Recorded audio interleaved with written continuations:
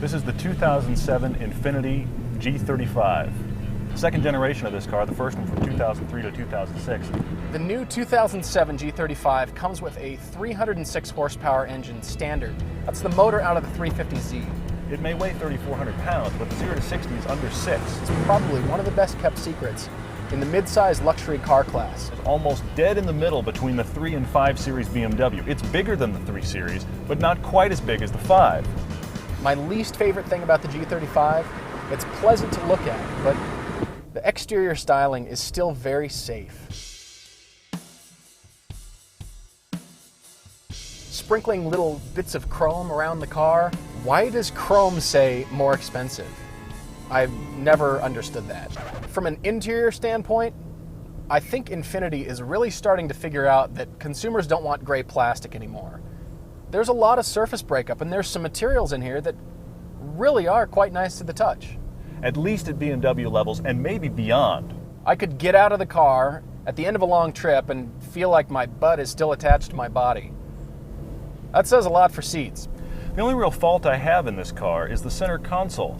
In Infiniti's attempt to avoid the iDrive that is so plagued BMW, they've made a system that's actually redundant. You're besieged by the number of dials. And the fact that the buttons duplicate functions of many of the dials is confusing.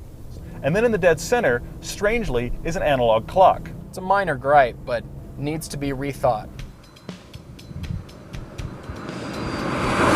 The steering's less connected than it would be in a sports car because, of course, this is a 4-door luxury sedan. It feels kind of like a slot car. It builds in a very progressive fashion, like winding up a wind-up toy. I'm not saying that Ferraris and Porsches and Lotuses need to be worried, but I think the handling is one of the best I've ever driven for a mid-size sedan that you can really be comfortable in here. It isn't quite as sporting as it is on the 3 Series, but it's to a tiny degree. It's like saying that Selma Hayek isn't quite as attractive as Catherine Zeta-Jones. You win either way. But my favorite thing about the G35, I gotta say it's the motor. It really starts to ratchet up the fun to drive factor. And that's what we're all about.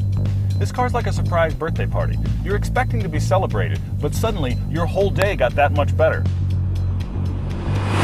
This car competes like crazy in this class. A friend of mine has owned multiple BMW 3s. He just got one of the brand new ones, and he loves it. But he drove this car and found out what it cost and wished he'd gotten the Infiniti instead of the 3. Fully loaded. I mean, you get everything. For about 35 grand. When this car was brand new, I had the chance to sit in one but not drive it. And I remember thinking, for the price, this might just beat the 3 Series. Now that I've driven it, the second generation Infiniti G35 takes out the 3 Series like a sniper shot from nowhere.